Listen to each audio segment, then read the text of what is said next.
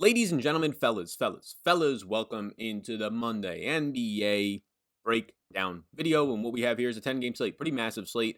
Again, doing this from the road as I'll be traveling today, so trying to break it down early. Was up pretty late last night, digesting all the injury news. Pretty big slate, so we're going to break down the injury news, the early interest, as we always do. The early interest will be stemming from my projections. I just ran 4 miles in the cold with a good friend of mine. I'm back home this weekend with my family. I'll be traveling out today, and my legs are numb. It was the real feel. I think was 7 degrees in the morning. No lights, but it was a ton of fun. At the end of the day, or at the end of the runs at least, and the workouts, it's always worth it, even though in the morning, this morning at like 5 a.m., I'm just like, this is the worst thing I could have ever possibly done to myself. So whatever you take away from that, just start your weekend off right, or start your week off right, I should say. So welcome in. This is a good way to be starting it. Now, congrats to you. Pat on the back to you. Sit back, relax, take your shoes off. Max all cool. Do what you got to do out there. I appreciate you. Hit the like, hit the subscribe, do those things. We're going to bring you all the information you need to start prepping for this slate. Now, normally we'll be going live at 4 p.m. East Coast time during the week, and we'll be doing that for the rest of the week, every single day, for these NBA slates. But since I'm going to be traveling today, I'm going to be in a big old Airbus up in the sky, 30,000 feet above most of y'all head tops, and we're not going to be doing it today. I don't got no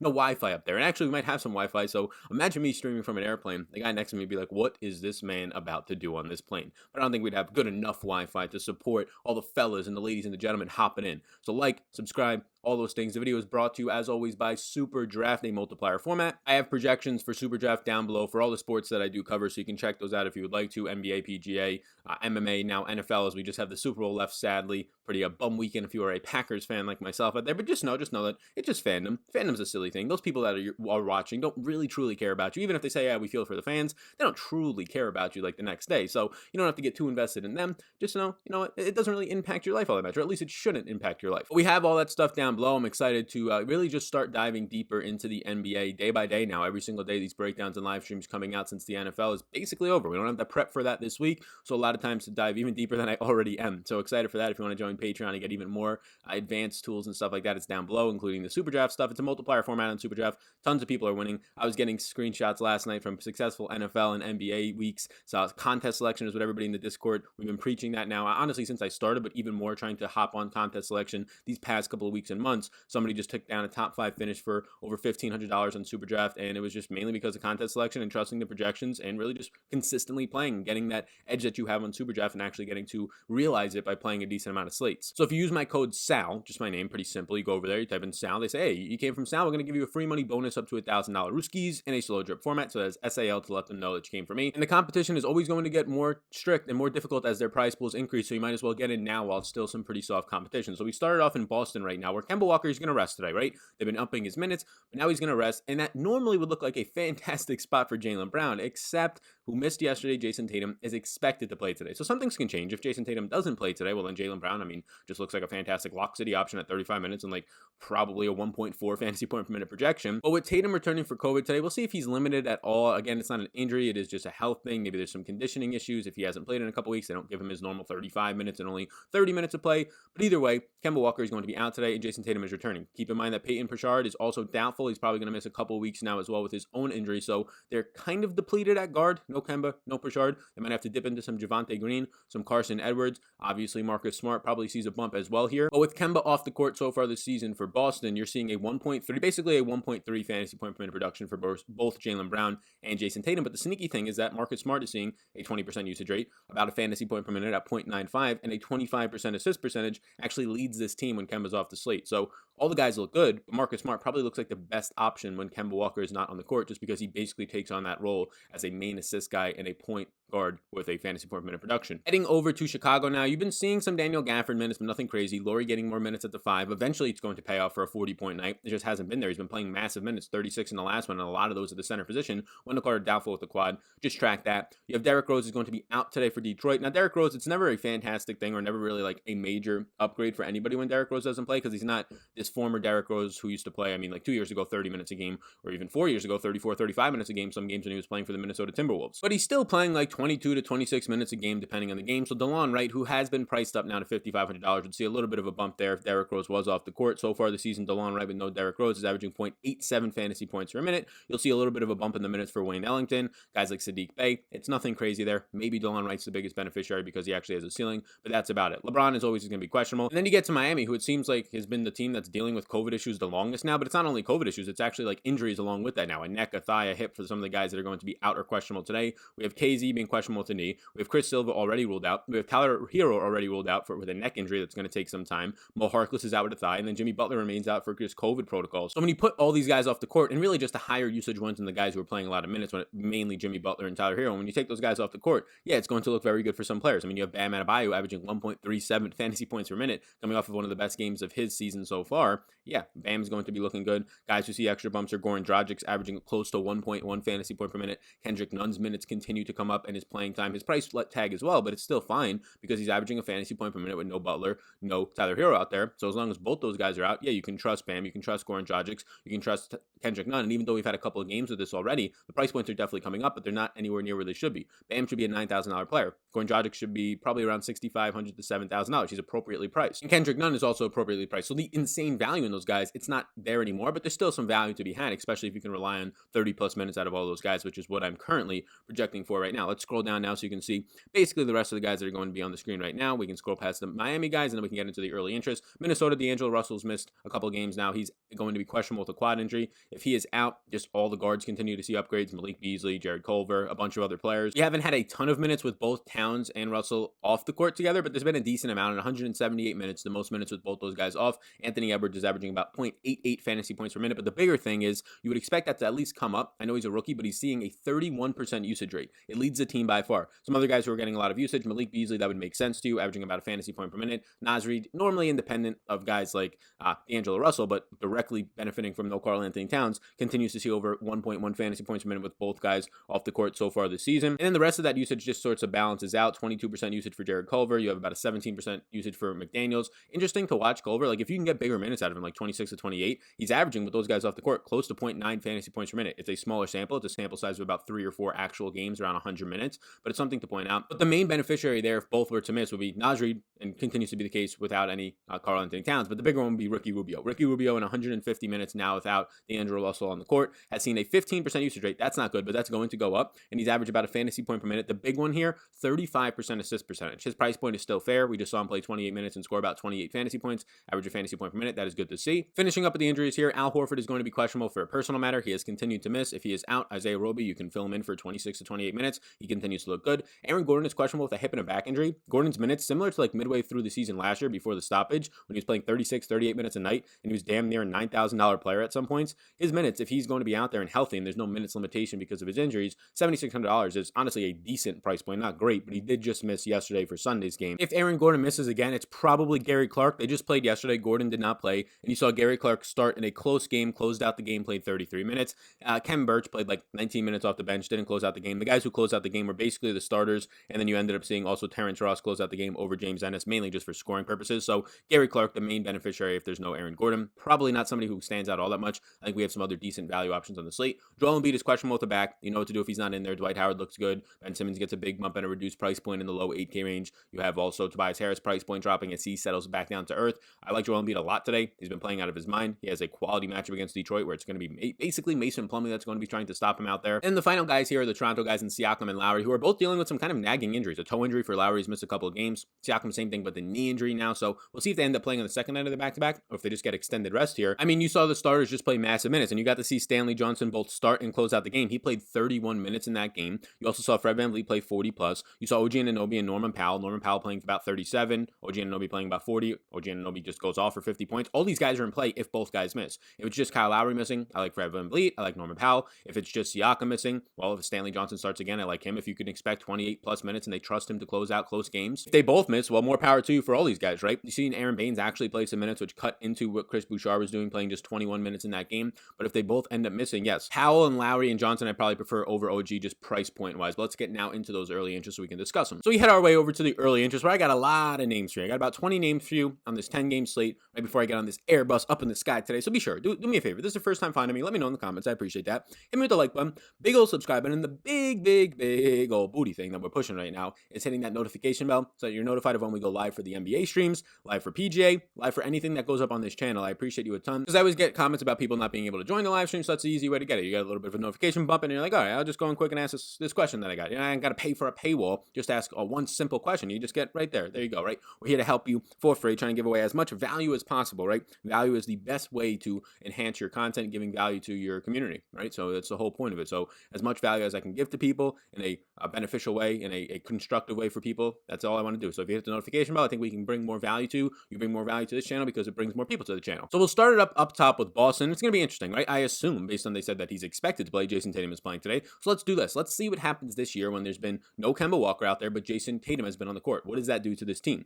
Well, what it's doing right now to Marcus Smart is actually beneficial. Marcus Smart really doesn't see a hit from Jason Tatum coming back as long as Kemba Walker is out. So that's good to see. Now, if you put Jaylen Brown on the court, he'll take a little bit more of a usage hit, but still, it's nice to see. You're seeing right now Marcus Smart not with the greatest overall usage rate when Tatum's next to him. This season, about a 20% usage rate with Kemba off. If you put Kemba off and Tatum on, it's about a 16% usage rate. But the beneficial thing is that he actually gets a bump up in assist percentage, about a 30% assist percentage when Tatum's on, because Tatum's a good scorer. So it's going to lead to a lot more assists, and the fantasy point per minute production at the end of the day doesn't get knocked. It actually goes up from 0.95 to 0.96. So like Marcus Smart today with no Kemba, and actually with Tatum back, it actually benefits. Very small. It's like 0.1 or 0.01 fantasy points per minute, but it actually benefits what you're going to be getting out of Marcus Smart's production from a fantasy point per minute standpoint because of that assist percentage. He's also a pretty decent rebounder, around 10% as well. Jeff Teague I have on here at 3,700. Just monitor this. Check what the starting lineup is going to be out there. If Jeff Teague, if there's no Kemba out there, you would expect a little bit more of a minutes bump for him, but they can just give those minutes to Javonte Green, Carson Edwards, whoever's active for this game. So at $3,700, I'm not in love with Jeff Teague today. He's averaging like a 19% usage rate with no Kemba and like 0.83 fantasy points per minute, which is decent if maybe he starts in this game or we see no Carson Edwards again. That's the main way, right? Because they have so many guys they can give minutes to. They still have Semi Ojeleye out there. So that's just a value play where we're kind of starved for value. There's a decent amount of 4K options. We're kind of starved for value in the 3K range as of right now. So I think that's one spot where you can at least look early on to go. I assume on a 10-game slate, some more value will be opening up for us, but we can track that. There's some value that we can go and find in Toronto in the 3K range. We've already kind of touched on some of it. That's probably the value that I would choose there. But if you're looking for some other value to kind of just take a chance on, that's one spot, assuming that the minutes go up here. Next up, we can go to Dallas with Christophe Borzinga. So look, on this slate, you have a ton of pay-up options. So many guys in the 9K range that are arguably underpriced, a good amount of 8K center options, and then you have the pay-up options in Jokic, who's dropping like 60 points a night. You have Luka and Jokic going up against each other in this game. So if you want to go up to those guys, by all means do it, but I like the mid-range as of right now. The second that we get a decent value play in like the 3-4K range that actually looks like a slam dunk, well then yeah, I'll jump over to getting up to the highest point producers, which today is going to be Jokic and Luka in my projections. They'll project out of some of the highest overall projected players. But finding that extra $1,000 or $2,000 off of the 10 and 9K range right now is a little bit difficult early on for me from optimal lineup builds. So Christophe Borzinga would be one of those balanced build approach guys, and he's been playing bigger minutes. He's been playing 30 plus minutes in consecutive games and pretty often right now. Assuming that he plays today, we'll see if that ends up changing, but assuming that he plays today, Christophe has been averaging about 1.25 fantasy points per minute.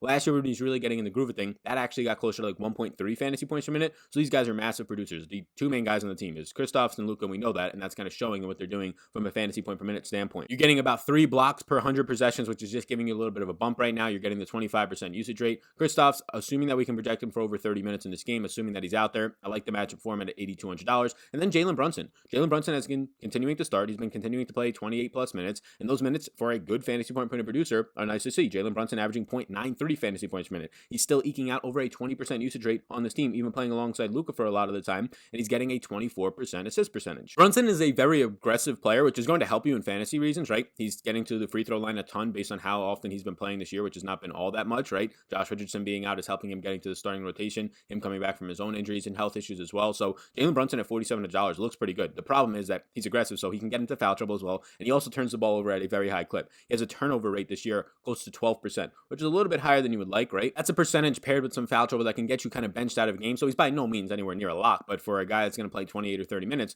still in the 4K range on a slate that somewhat lacks that lower price range value, very strong mid-range on the slate, but lower price range value, I think that's where you can go. I think it's a decent option. When we go over to Golden State, yeah, there's a lot of guys that are just decently priced. Steph at $9,200 on this slate, he looks okay, but there's other options right around him. LeBron at 93, same price point as Anthony Davis. You go up a little bit more and you can start to get to guys like Joel Embiid on this slate and even Damian Lillard. So it's a little bit harder to get to Steph. You look at guys that are also on this slate and you see guys like Andrew Wiggins are on that team. Andrew Wiggins is a fair price point at 65. Oubre is almost 59, a little bit too much for me. You have Draymond Green at 52, but just not playing consistent minutes and being good in those minutes. James Wiseman, if I had to pick one guy, 3 straight games of 25 minutes right now. James Wiseman averaging 1.1 fantasy points per minute. They want to play him. They're slowly ramping up his minutes. The year started off with him playing 18 to 20 minutes if he didn't get in foul trouble. He's still playing in blowout, so it's a little bit blowout proof there. Again, a value option that's price point is coming up at 5,400, but one of these days he's going to play 26 to 28 minutes, and then he's going to consistently score you 30 to 35 fantasy points. And at the very least, in his 25 minutes of play, he's going to start paying off that $5,400 tag. It's a slate where there's a lot of pay-up centers that look good. We've already touched on some of them, whether it's Joel Embiid, Nikola Jokic all the way up, the 8K centers, Domantas Sabonis is on the slate, the 8K centers in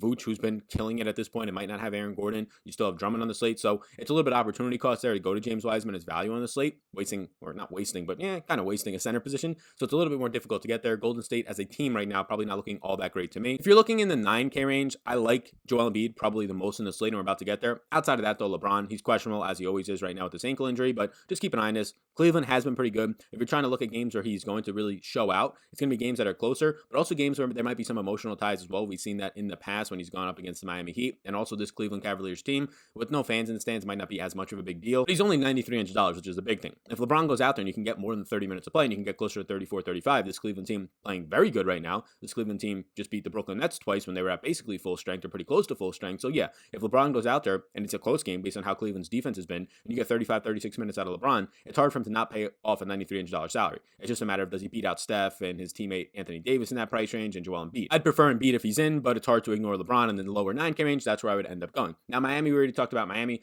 Bam, when there's no Tyler Hero or we kind of broke down Miami a decent amount. When there's no Tyler Hero, no Butler, and a bunch of other guys aren't there, right? Chris Silva for backup minutes, KZ's not there, Mo Harkless, all these guys. He just has to play more minutes, and he's playing very good minutes when he plays them. For fantasy purposes, 1.37 fantasy points per minute. You're getting the rebounds as you always do, the obviously scoring upside, and there's also triple-double upside here for Bam because of how well he's going to be assisting. So Bam against Brooklyn with no Hero and Butler in the 8K range is probably the priority play for me in the 8K range. I think I like him a little bit more than Vooch right now. That's very close. I mean, Vooch is just locked into this consistent role in minutes, probably playing right now the best season of Vooch's career, and that's saying something for a guy who's been pretty standard this good for 3 or 4 years now. But I think Bam's probably my favorite play in that 8K range, and looking at the same prices, at least, mid 8K range, I like him more than Christophe's right now, pretty close to Vooch, and then we'll talk about some other 8K range guys in a second as we scroll down and we finish up this Miami team. You're looking at Dragic and Kendrick Nunn coming in at similar price points. And Dragic to me is the better player. It's just a matter of minutes here. I think Kendrick Nunn has a higher minute ceiling, even though he's been playing off the bench right now, which sounds a little bit weird there, but I'm going Dragic at $100 more. Give me Dragic, who's averaging about 1.1 fantasy points per minute to Kendrick Nunn's 1 fantasy point per minute so far this season when both Hero and Butler are off the court, and we have a decent sample of that. I mean, we literally have like 3 straight games of that right now. And the interesting thing is that you have the price point of Kendrick Nunn coming up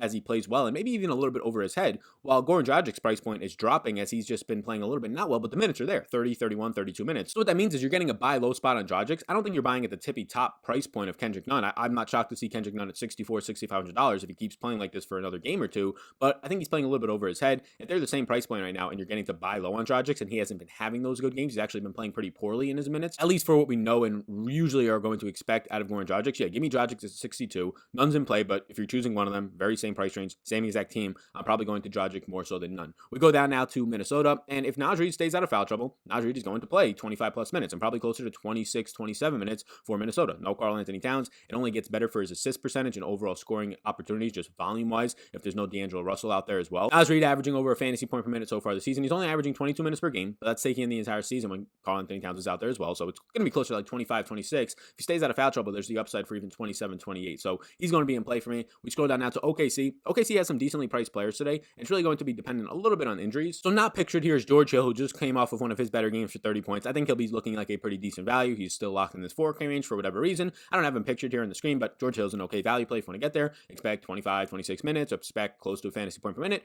and if he's having a decent shooting night, he'll get you enough 25 points. If he's not, he'll get you 20, and it'll just look like meh, right? That's basically George Hill all season long. It's hit or miss. But if we look at what's happening in OKC right now, I touched on Bam being a very strong play today, and I probably like him still the most in the 8K range, but strong options, like an $8,100 SGA whose price point is still not budging. For a guy who's averaging about 1.2 fantasy point per minute, it just depends on if the game stays close against Portland today. No CJ McCollum, no Nurkic, not the greatest of defenses out there. I think the game could stay relatively close, so if SGA can play instead of 27, 28, 30 minutes, if he could play 32, 34 minutes, it looks good for his 60% true shooting rate, which is very nice. A 34% overall assist percentage, getting to the free throw line a decent amount with 47 attempts so far this season, averaging only about 1.5 steals per 100 possessions, but all that stuff is going to add up. At $8,100 SGA, not the priority in the 8K range, but if you're looking for a guard in that upper 7s range, in that 8 range, he's one of my top 2 or 3 options, and the other guys would be mainly if we get to Toronto and still have some injuries. So SGA today, same stuff. Basically, does he play the minutes? Do you think the game blows out? If you think the game blows out, don't play it. I'm going to project it as if it doesn't blow out. He'll project out for 42, 43 fantasy points today, somewhere around there. Once I do my final projections, you can get them down below.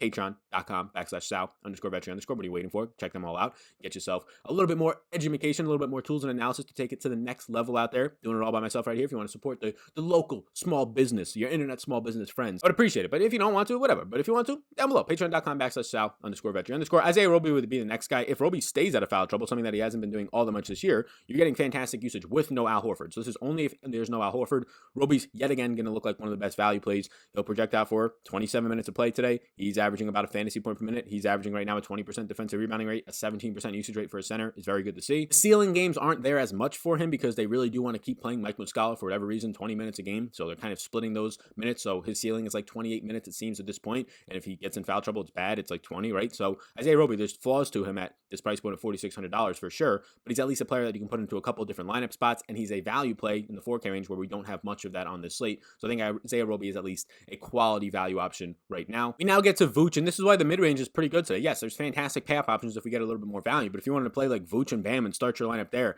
and get an SGA or go down if the Toronto guys are out to like a Fred VanVleet, we can touch on it in a second. Somebody from San Antonio today is just massively underpriced. If you want to go to some of those guys, I think it's pretty appealing. If there's no Aaron Gordon today, Vooch's rates this season have just been absolutely spectacular. You're seeing a right now 23% assist percentage. The assist percentage is just going through the roof. You're seeing close to a 32% defensive rebounding rate, almost 1.5 fantasy points per minute with no Gordon on the court, and a 32% usage rate overall. So Vooch is strong. I'm okay starting my lineup there. I'm okay starting with Bam and Vooch and kind of experimenting and see where that takes us. So Vooch is fine. Joel Embiid at $9,700 might be one of my favorite plays in the slate if he actually goes out there and plays. He's playing like MVP Joel Embiid. Like he said like a month ago that he wants to actually win the MVP, and we'll see how his body ends up holding up towards the end of the season. But you have now gotten 3 straight games of Joel Embiid going for 58 or more points. This is with Ben Simmons back. This is with Tobias Harris back. He's played 33, 30, and 35 minutes. He's taken 19, 15, and 20 shot attempts. That's what we need. We need the shot attempts to go up, right? You know you're getting the rebounds. As long as he's playing the minutes, you know you're probably getting the 10-plus rebounds or very close to it. You know you're going to be picking up a block, and assist, a steal in the game, right? But we need these 20 shot attempts. We can't get there if he only takes 7 or 14 shot attempts like he has a couple weeks back. If we get these big shot attempts, which I think is going to continue in a very quality matchup against Detroit, where it's going to be Mason Plumlee and Jeremy Grant trying to stop him, it's going to be a good spot. And the other thing is, if he was like $10,200, okay, you're starting to pay for that price point. He's still $9,700. The price point isn't going up. His price point is dropping. He was $10,100 and then $10,000 on the last 2 slates. Now his price point drops by $300. Just pretty interesting. So you're getting a buy low spot on a guy who's right now hitting the peak of his season, which is pretty interesting to see. Again, if he was $10,500, okay, he's still a quality play, a decent play, but you're kind of paying for it now. Now he doesn't have to do what he's doing. Getting 50 points for him if he plays his minutes at this point is just starting to become like the average for Joel Embiid. Damian Lillard is probably my overall favorite pay-up option, though. Joel Embiid at $9,700 looks like a quality, just value play. Definitely my favorite, I would say, 9K play in the day. But if you're looking at Damian Lillard, still no CJ McCollum, playing in close games, still no Nurkic. He's taking on all the usage right now. He's playing massive minutes. I mean, Damian Lillard at the minimum plays 36 minutes. In close games, you're going to get 40 minutes out of him, and he's just shooting the ball 20 plus times a game. You know you're getting the assists. You know you're getting the rebounds out of him. He's now also picking up a decent amount of steals. You're basically averaging a steal per game out of Damian Lillard at this point. So factoring in the price point, factoring that he's $1,000+ cheaper than Nikola Jokic, cheaper than Luka right now, we don't have all the greatest value on the slate. Factoring that I can project him for 36, 37 minutes, and he's averaging over 1.4, I repeat, 1.4 fantasy points per minute with no McCollum and no Nurkic this year. And it's a decent sample. It's 181 minutes. You're looking at like 5 to 6 games right now, which is a nice sample. 32% usage rate, over 30% assist percentage, and he actually has to pick it up on the rebounding as well, a 15% defensive rebounding rate. So he's becoming a rebounding guard. So overall, favorite 9K option is probably Joel Embiid. 8K range, it's very close between Vooch and Bam. I'd lean it to Bam with his guys going to be out today. And then my 10K option, and just really 10K plus until we get value, is Lillard. If we get more value, then Luka and Jokic start to become much more in play. Even both of them become in play if you get a couple of 3K pieces. Also in Portland, you have right now Enes Kanter. Enes Kanter's been playing very well, 1.14 fantasy points per minute. He's let a couple people down in some chalky-ish ownership the last couple of days, whether it's been foul trouble, whether it's just not been producing and getting those 32 minutes that people are projecting him for, and I will continue to project him for. Look, you're getting a 27% defensive rebounding rate with no Nurkic on the court this year. You're getting over 1.1 fantasy points per minute, and you're going to get big minutes out of him if the game is close, and he somehow can stay out of foul trouble. So at this price point of $6,600, it is a difficult price to pay, I would say, for where all the other centers are in the slate and the opportunity cost there, but there's a massive ceiling for Enes Kanter. He's not a priority for me, but he is by far in play. So this one has me scratching my head because there's a $6,500 price tag on DeJounte Murray today, and I didn't see any news on him having a lesser role. I tried to see if there was anything like that. I think it just might be a pricing mistake and just a value gift that we were given by DraftKings today, because right now DeJounte Murray is $6,500. This is a major drop in the price point of where he has been, and nobody's injured. Nobody's like coming back from injury that's significant. There's no Derek White returning for some reason to take his minutes down. down, this is what his price point has been doing. He was $8,100 basically 3 games ago, then 74, then 74, then 7,000. So it's slowly been coming down, even though he's been producing 38 fantasy points, 39 DraftKings points, 46 DraftKings points, right? I mean, you could even go back a couple more games, 42.5, 39 DraftKings points. He's been doing everything he's needed to do to be a $7,500 player, and now it drops by $1,000 for a guy still seeing a massive usage rate, for a guy still seeing decent rebounding numbers as well. A 22.5% defensive rebounding rate for a guard, absolutely incredible. A 26% assist percentage, a 22% usage rate. Everything looks good for DeJounte Murray. This is the reason that it becomes harder to play Cantor. Across different positions, $100 cheaper, I get DeJounte Murray, who is just night in and night out proving it to give me at least 30 fantasy points on like a bad night, 30 fantasy points. I mean, he's averaging 35 DraftKings points, 34.93 to be exact, fantasy points per game at this point. So I prefer DeJounte Murray over Enes Kanter. DeJounte Murray is the best 6K option on the slate. I prefer him over Kendrick Nunn and Goran Dragic today. They're a little bit cheaper, those guys, but he's the best 6K option on the slate to me right now as the slate stands. I'm confused on how he's that cheap. I assume he's going to pick up ownership, but as of right now, I don't care all that much. And let's finish this 10-game slate up at my parents' house in my old bedroom at home. The nostalgic that's we're getting right now, and no better way to do it than with Fred VanVleet, somebody who's won me a lot of money in the past. My highest NBA win was with Mr. Fred VanVleet on a night where there was no Kyle Lowry. So let's see if that happens again tonight. Assuming there's no Lowry, I like Fred VanVleet. If Lowry is in, if Siakam's in, all three of those guys just look okay yet again. They are all 8K basically, $7,900, and they all just look like decent options. But when they're both out, yes, give me Fred VanVleet. We don't even have to take Siakam off. It obviously gets way better if Siakam's off the court. It seems like this toe injury for Lowry is a bigger deal than what Siakam's knee injury is, but assuming that one of them misses, and if we just assume that Lowry misses, you're getting Fred VanVleet averaging 1.1 fantasy points per minute so far this season. You get even higher than that, closer to 1.2 with no Siakam. He's averaging over a 27% assist percentage, a 26% usage rate. You're getting somebody who doesn't turn the ball over all that much, like a 9% turnover rate for a guy who's going to be ball dominant in like 40 minutes of play. Very good to see. So yeah, if one of those guys or two of those guys misses, Fred VanVleet starts to become a very solid $7,000 option. He's right there next to SGA as two options that I would really like. If you had no Lowry today and no Siakam, give me Fred VanVleet. Just no Lowry, it becomes a little bit closer between SGA and Fred VanVleet, but I would probably still take Fred VanVleet. I think he's my favorite guard in that 7 to 8K range. And then there's just value after that. I don't have Stanley Johnson pictured, but at 3,800, if there's no Siakam, Stanley Johnson, not a great fantasy point per minute producer, but he's going to play big minutes. We just saw that. We saw him start the last game and close it out, play 30 plus minutes, and he got you there with a decent amount, right? He was like $3,200, $3,300, somewhere around there, and he got 19 fantasy points. Again, not a great fantasy point per minute producer, but on a slate with not a lot of value, and he's probably the best 3K option because of the minutes. If there's no Siakam, I like Stanley Johnson today. OG Anunoby's price point is coming up, but OG Anunoby is somebody that you can rely on to take on massive usage, somebody that you can continue to rely on for high numbers for 100 possessions and steals and blocks. It only gets better when there's no Siakam out there. It only gets better when there's no Lowry, because not only does the production bump up, but the minutes start to become more valuable, right? Instead of just getting 32, 34, you start to get 36, 38, 40 minutes in closer games. You're getting OG Anunoby averaging 1.16 fantasy points per minute in his small 80-minute sample with no Lowry or Siakam on the court. That's basically for him 2 to 2.5 games. So a little bit too small to take anything major out of that, but it's still at least worth mentioning. And then also Norman Powell is somebody that I like. He's just going to get you there consistently because of the minutes, and his price point is coming up $5,200, but there's not that many 5K options on the slate. There's not that many value in general. Like at $5,200, he's right next to Naz Reid. Which one would you rather have? Norman Powell, I'd take the center in Naz Reid, but the foul trouble makes it a little bit more risky. But Norman Powell at $5,200, you're going to get the minutes. Norman Powell is averaging 1.09 fantasy points per minute in his small, basically 2-game sample without Siakam and Lowry on the court. It's been the last 2 games. He's played 64 minutes. He's averaged 1.09 fantasy points per minute, seen a 29% usage rate, which actually leads this team, other than Terrence Davis, who's only played like 30 minutes, basically leads this team out of the guys who have played these last 2 games. That's good to see. So the way that the slate is right now, the way that I would rank Toronto guys in priorities, if there's no Siakam and no Powell, just the way factoring in that there's not a lot of value in the slate, the way that I like the upside, Fred VanVleet, Stanley Johnson, Norman Powell, OG Anunoby, and then you can just fill in the rest with like other guys, Terrence Davis, obviously Chris Bouchard, but the price point's still a little bit high, especially the opportunity cost on the slate. That is where we're at on a 10-game slate. So I appreciate y'all tuning in. Gonna get this video edited and uploaded for all you beautiful people out there. And do me a favor, if you watch to this point, hit the like and subscribe. Those are always beautiful. Big old one pops up on the screen. But also, that notification bell is very, very important. So for the people that made it all the way through, I respect and appreciate you all. I hope you have a great start to your Monday and great start to your week.